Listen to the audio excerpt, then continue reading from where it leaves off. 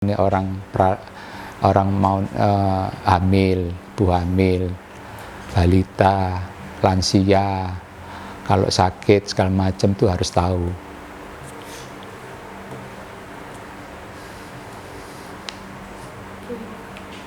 Kita lanjut Pak.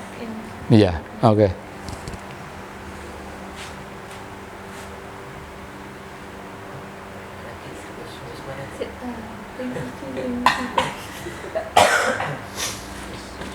Ketahuan ngomongnya ya. Oh, Pak, ini biar tahu sekalian mumpung di sini. Pembahasannya mungkin bisa dilanjutkan dari penjelasan Pak Seno tadi tentang ini kan di aspek kesehatan ya Pak. Mungkin bisa dilanjutkan lagi Pak dari kondisi kesehatan. Kesehatan sekarang sih perlakuannya sih bagus.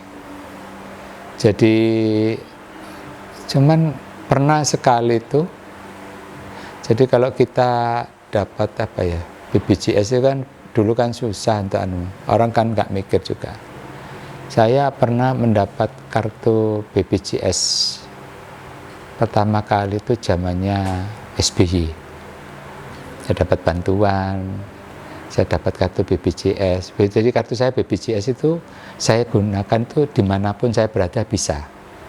Kalau sekarang nggak bisa, karena anggarannya sudah masuk di kota. Jadi kalau saya juga nggak minta ya, sama saya berada di Jogja atau di Jakarta, saya sakit, saya nggak bisa menggunakan kartu itu. Cuma sekali aja penanganan, setelah itu harus pakai rujukan. Iya, kayak gitu.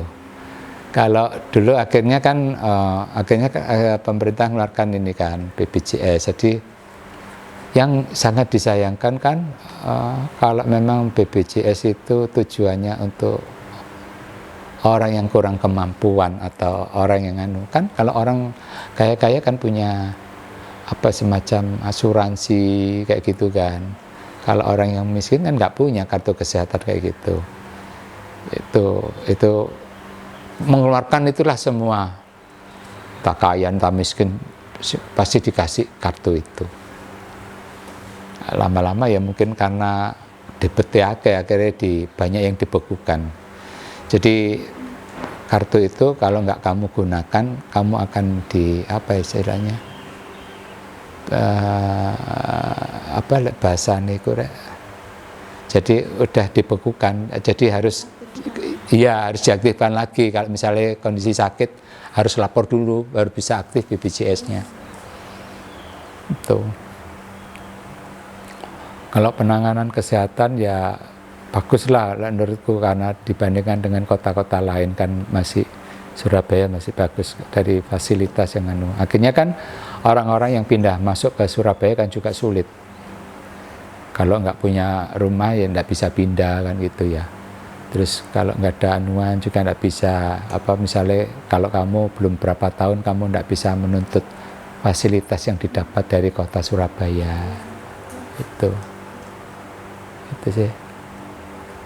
Kalau semisal dari pendidikannya Pak, ini apakah ini kan juga banyak buku di sini akan memang menjadi perpustakaan terbuka buat anak-anak yang di Tambak Bayan juga atau gimana? Iya sih, teman-teman itu kan dirikan pustaka ini dari Gale ini kan dia suka pendidik, dia pemusik juga, penulis ya. Jadi dia hampir di beberapa kota itu dia mendirikan pustaka kecil. Jadi berharap warga di sini, anak-anak di sini suka membaca supaya mengurangi jajetan kayak gitu kan. Ada salah satu dari akademisi mana itu mengadakan itu untuk mengurangi supaya anak-anak kecil bisa tidak jajetan gitu. Jadi banyak juga buku kemarin dari Frau Mbak Liani itu menyumbangkan juga buku ke sini. Dari temennya Mas Bintang juga menyumbangkan buku di sini. Ini kan juga teman-teman yang istilahnya diarsipkan, takut kalau dipinjam nanti lupa kembalikan kayak gitu. Tapi masih sering kan, nggak tahu aku dikawani udah Mbak, karena aku nggak paham juga. karena teman-teman itu kan mengelompokkan buku-buku itu kayak gitu. Jadi udah masuk udah di apa ini maksudnya udah dikasih apa nomor supaya nggak hilang, kalau bisa diketahui kayak gitu. Ya alhamdulillah ternyata ya ini banyak orang-orang baik yang mendukung kegiatan itu. Itu sih. Bersyukur, selalu bersyukur. Ya, semisal biasanya komunitas yang terlibat berinteraksi dengan Tambak Bayan ini Pak, komunitas apa aja dan kegiatan mereka itu seperti apa? Komunitas mereka ya ini apa workshop, terus musikan, terus pameran seni, terus itu ada yang skripsi, ada yang tesis kayak gitu sih. Ya alhamdulillah. Jadi karya-karya mereka pun dikasihkan ke warga. Hasil dari pengerjaan mereka itu? Iya. Contoh salah satunya Mas Haidar itu sekalipun tetap menyuarakan. Misalnya ada apa tentang apa ya, tentang kehidupan tentang orang-orang Tionghoa kayak gitu. Dia selalu untuk menyampaikan. Misal mungkin bisa diceritakan Pak tentang pembuatan mural-muralnya, mungkin dari awalnya itu gimana sampai keterlibatan sekarang. Kan saya lihat juga ini mural-muralnya banyak yang baru ya Pak. Oh iya, yang terakhir. Awal mulanya kan ini dari OHS itu, Oriental Studio yang sekarang jadi nama apa, Outdoor Shelter itu kan. Tiap tahun itu Pak Genta selalu Jadi dulu muralnya adalah di lapangan itu, karena di mural itu di dinding warga loh ya, bukan di dindingnya hotel, di dindingnya warga itu di mural. Dulu banyak Mbak, ada 10 lebih dari berbagai kelompok akademisi yang ada di Surabaya. Saya nggak terlalu hafal juga dari mana aja, tapi mereka berkelompok banyak dan didampingi sama para dosennya kayak gitu. Itu mereka datang. Ya awalnya mereka wong tambah apa wong Cina suki-suki ya. Nyata ndak. Jadi mereka dulu kalau kuliah berangkat kuliah, pulang kuliah ke sini lagi kayak gitu. Nyenengkan, dulu rame juga dari mereka tugas itu. Dan kita warga ya ndak bisa apa-apa, ya cuman sekedar menyajikan ala kadarnya. Ya kita misalkan kemampuan kita waktu itu kan ini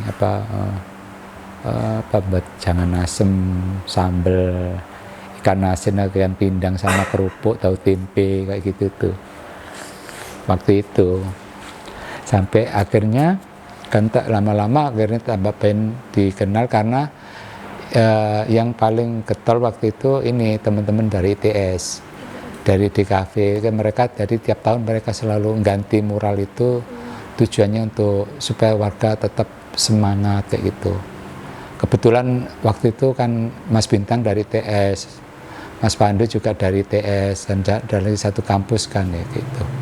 Yang sekarang kalau Mas Bintang tetap jadi periset itu, kalau Mas Pandunya jadi dosen di UC. Kalau almarhum Mas Gumi itu dosen di Ubaya nggak salah, cuma ya itu tadi umur orang kan nggak tahu itu. Sampai akhirnya Mas Pandu atau Paman itu mewajibkan mahasiswanya untuk jadi ngarani mata kuliah pengabdian masyarakat. Itu tahun itu muralnya yang depan itu sama yang belakang. Dari muralnya OAS akhirnya kebentuk 2021 waktu itu karena ya Tambak Bayan akhirnya dikenal. Bukan dari akademisi, dari komunitasnya, dari segala macam bisa masyarakat itu tadi, datanglah mereka. Itu bantuan dari teman-teman di STB. Dulu namanya bukan STB Mbak, dulu grupnya grup WA. Jadi mereka waktu itu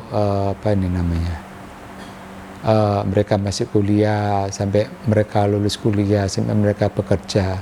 Belum mereka lulus aku ngomong, iya. Mereka sudah lulus sebelum ya? Belum ya? maunya lulusan ya, mau kelulusan ya.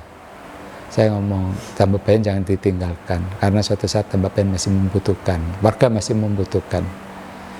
Tuh, jadi 2021 itulah banyak sekali waktu itu komunitas yang datang, mereka mural dari depan sampai ke belakang. Gang-gangnya belakang. Iya, sampai gang-gang lorong-lorong ini. Cuma yang di sini aja yang di separuh aja karena memang temboknya tidak seanu yang di gang yang sebelah ini. Itu 2021 kayak gitu. Sejarah juga kunjungan Bu Sinta 2017, acara buka bersama itu kan juga banyak tamu yang hadir. Lesehan kayak gitu. Terus 2021 itu barengan ini sama ini juga siapa si Arumi Basit. Iya, Arumi Basit ya. Wakil istri gubernur. Waktu itu di acara ini Imlekan 2023 Pak Armuji wakil wali kota barengan dengan workshopnya Ciputra tentang acaranya tentang batik turunan, batik Cina turunan kayak gitu, corak batiknya itu yang dibahas sama makanan-makanan.